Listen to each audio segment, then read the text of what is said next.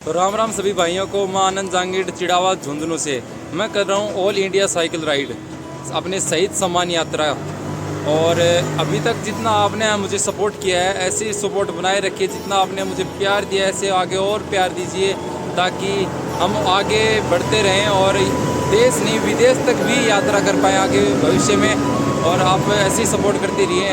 और अभी मैं कुल्लू में हूँ और अभी कल या फिर परसों तक मैं मनाली पहुँच जाऊँगा और आपको वहाँ मिलते हैं, आगे दिखाएंगे आपको।